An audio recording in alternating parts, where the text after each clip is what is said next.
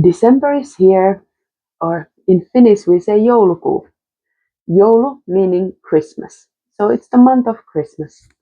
The old name for this month has been talvikuu. Talvi means winter and refers to the opposite of summer, the dark and cold season of death. And sort of the whole nature around us is just dark, and the polar nights are here, and everything looks a little bit like death. And this is the time in the deepest darkness that we then welcome the winter solstice and we celebrate the victory of light. Because we all know that if you go deep enough into the darkness, the spark of light is what you will find. Similarly, if you go deep enough into the light, there will be that little grain of darkness hidden there. And this is how the yearly cycle keeps turning, that we always go deep, deep, deep, and then we find ourselves on the other end. So now is the time to go really dive into the darkness, into the winter. And of course, winter doesn't end here, but sort of the dark season of really the deepest darkness, the polar nights, does. Joulu as a word, yes, it means Christmas, but joulu comes actually from the ancient uh, winter solstice celebrations, Jule celebrations. And from behind the word Jule, you will find the word Scandinavian, maybe Swedish word Jul, which refers to cycle or circle or wheel. And this we find very similar to the Finnish celebrations of Kekri. Kekri also, as a word, can be understood to be referring to wheel or cycle or circle, something completing, becoming full. So yeah, it's no surprise that the modern Finnish Christmas traditions and celebrations, they have really borrowed a lot from the Kekri celebrations. This is the end of the year. We close the old year, and as we close the old year, we of course open the possibility for the new year, and that is at the core of these celebrations. And in December, we begin this sort of anticipation of the growing or the upcoming light victory of light with Lucia celebration. In Finland, we celebrate Lucia's Day around 13th of December, and Lucia and Anna's Day connect in the Finnish folklore and folk tradition. It is said to be the darkest night of the year, this day, night of the Anna, and around 15th of December. And now is really, we embrace this, that now it's really dark and we light candles. Lucia is said to be the light bearer, the light bringer, and she's uh, in the celebration, she is a young maiden, a young girl dressed in white, and she carries um, candles on her head, and is sort of, she is the light in the darkness. That Christmas celebrations is a lot about, and winter solstice traditions are a lot about this light in the darkness. And in the darkness, the smallest glimmer of light shines very bright, and she does shine bright. She really brings the light, the first spark of light into the darkness. And in the Finnish tradition, this Lucia and Anna are connected to goddesses who are goddesses of forest, and some even connect to some birds. But there is this idea that this is sort of the forest goddess Annikki, who is the goddess that the hunters can approach when they embark on their forest quests. So yes, she is there, the force behind it all. And this darkness is like a dark mother that is the platform for all the growth of life and all the light of life and colors of life. So maybe that is the Anna. Anna is also connected to the mother of Mary in when the Catholic tradition has come to Finland. So we find also these celebrations connected to these days. Nonetheless, for our Christmas celebrations, candles and lighting candles is a very important part of the tradition. And no wonder, because uh, Christmas really is a lot from the Yule celebrations, and Yule is the winter solstice celebration. It is the celebration of the sun, the ultimate light of our life and universe. And in the winter solstice, sun is said to be reborn. Now, from summer solstice, all the time, sun has given up its power, and the darkness, the night, the time of the moon has grown its power. And in the Finnish tradition, it is said that from the summer solstice, the sun becomes the servant, and then from the winter solstice, the sun becomes the master. And true enough, winter solstice marks this victory of the sun, the rebirth of the sun. And in the Finnish folklore, we celebrate winter solstice with Tuomaanpäivä. Tuomas is a character who is said to bring about Christmas, and he is the one who opens the Christmas celebrations. And winter solstice around 21st, 22nd of December, we celebrate this Tuomaanpäivä. And in the songs that we sing for this Tuomas, it is said that we mark our homes with iron ring and a cross made of tar. And tar, of course, connects to the pine tar, as from the pine this healing tar was made of. And tar was very important in the folk healing, used to, heal any skin problems or whatever wounds or this type of ailments you got. And tar was also used to make ships strong. They covered the ship or any wood that had to be in contact with water with the tar to protect it. So tar is a very protective healing ointment, and it is said to be the sweat of the old Väinämöinen himself. Väinämöinen is the original sage in the Finnish folklore, very important, sort of the original being himself. And his sweat is this tar that we then use, and we draw the cross, or we or we make the cross by crossing two pine branches. Anyway, with this cross and circle around it, we mark this Tuomaanpäivä, winter solstice. And cross and circle in many traditions, it is sort of very traditional way to sort of mark, or it is a very traditional symbol of the sun. So we are now really entering into the celebration of the rebirth of the sun. So from Tuomaanpäivä or winter solstice, the sun hides in its winter nest for like 3 days, and it sort of stays on the same level on the horizon. And after the 3 days, it is said that it comes out of its nest and starts slowly taking more space in our day. So there will be more light, little bit more, but each day there will be a little bit more light, and soon the polar nights are over. And this winter solstice invites us also to hibernate in our winter nest for a few days before we are again reborn to the new year. It closes the old year and begins the new one, definitely.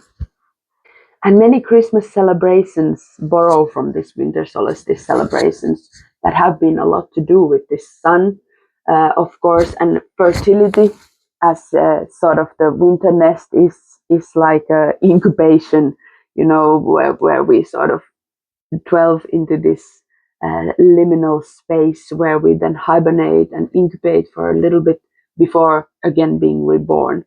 So a lot of fertility rites and fertility traditions are to do with this Yule or Christmas celebrations.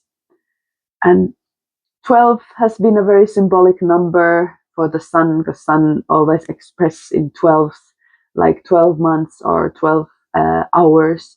So there has been some saying that you have to cook 12 uh, dishes for your Christmas feast, or Christmas was celebrated for 12 days. And even this jakoaika that I spoke about during Kekri is sort of 12 or 13 days. So it is to match the moon and the lunar and solar calendars, but it has also a lot of symbolical meaning. And these 12 days that we celebrate at Christmas have been sort of predictions of how then the next year is going to be, that each day will tell a little bit about the coming months of the new year that we are embarking upon. And of course, the main characters in the old traditions have been a lot to do with this fertility gods and goddesses. And Freya, for example, has been part of these winter solstice celebrations. And our in a modern Finnish Christmas celebration, of course, one of the most important expressions of this fertility and sort of new growth, new life, are children.